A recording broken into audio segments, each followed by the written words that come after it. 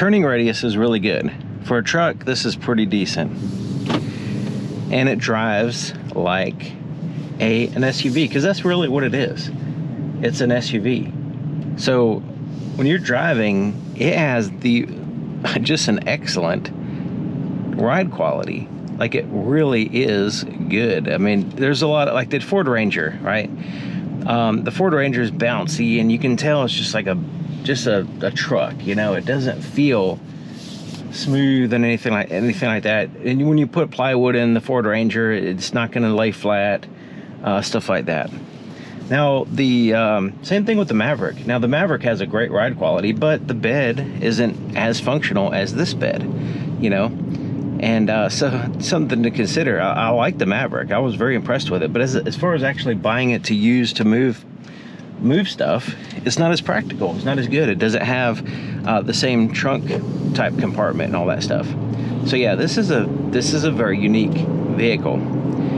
I did notice that the 9-speed automatic, I don't know if they fixed it by now. It seems like it's always been a problem. Even when they put the 9-speed ZF transmission back in the Jeep Cherokee and stuff like that, this transmission doesn't like it when it's very cold. When you first start it and you just take off, you know, it's gonna shift a little bit wonky. That's just the way it is. But once it gets warmed up, it feels good. It's a fast shifting transmission that's smooth and not a problem. Another thing is the engine is not very loud. Unless you really accelerate, you're not really going to hear the engine. It's not going to be droning in the background. It's not really going to be an issue. The overall quietness of the vehicle is good. This one has road noise because of those tires. So me personally, you know, I don't really need off-road capability, so I would go for like more of just a regular road tire. You know, they'll be good for highway and stuff like that. So the road noise is not a characteristic of this vehicle. It's really those tires that's making it do that. But it does ride, you know, the actual ride quality with those tires on is fine. The handling is great. It's real easy to just kind of zip around town.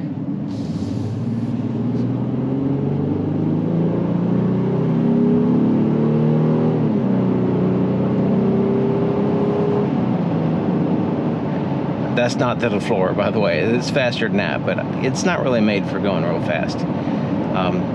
Has a little bit of, like, you can hear the engine when you accelerate and all that stuff, but it's not a big deal. Cruise control works great. Doesn't fight with you with the lane keep assist system. Yeah, it's the best. Okay, so a couple things. The ride quality is really important to me, and this one it just nails it. There's no other pickup truck like this, you know.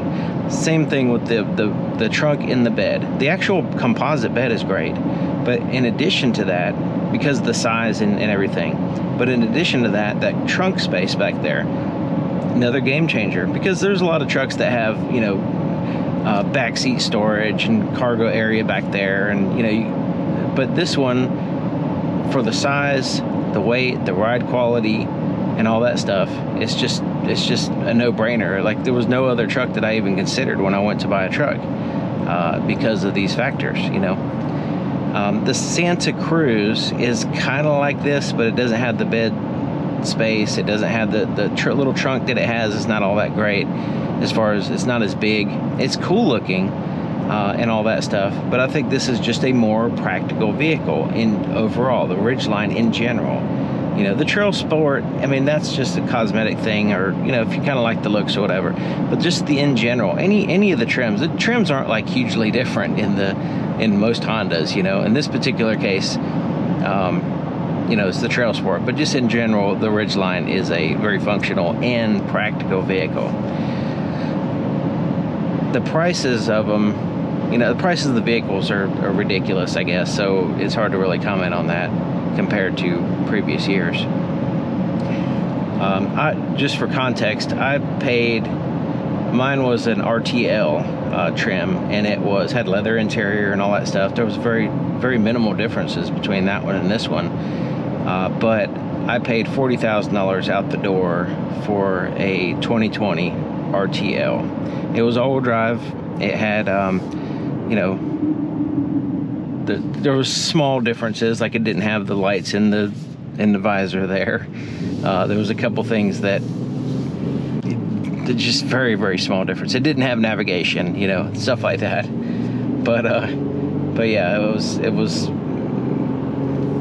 So this one, you know, is a little bit more money, and that's just the way it is with the market. So yeah, if you have any questions, the Ridgeline, I don't have one anymore, but I really enjoyed when I did have it. It was very, you know, very enjoyable vehicle. Didn't really want to sell it. It wasn't like I'm selling it because I didn't like it or anything like that. It's just the situation I was in. I had to sell it. But yeah. If you have any questions or anything, I'll try to answer them because I have a lot of experience with the Ridgeline. In 2017 to now, it's basically the same thing, except for other than cosmetically, it's slightly different. But yeah, it was kind of weird that people complained because it didn't look like a truck, even though, you know, that's the point. It's supposed to be different than every other truck. But people want to make it. We were complaining that it didn't look truck enough, so they just basically said, okay, fine, here's some truck characteristics, and it actually worked because people like it. You know, it's funny how, like, you just have some surface level changes and people have a different perception of it. But yeah, it worked, and you know, if they like it better, that's good too. But for me, I kind of like the previous. I like the fact that it didn't look like every other truck on the market, because this is actually quite a bit different than you know, every truck. So, you know, why not make it look different? But that's the way they decided to do it, based on customer demand. So I can understand. But anyways, thank you for watching. I'll see you next time.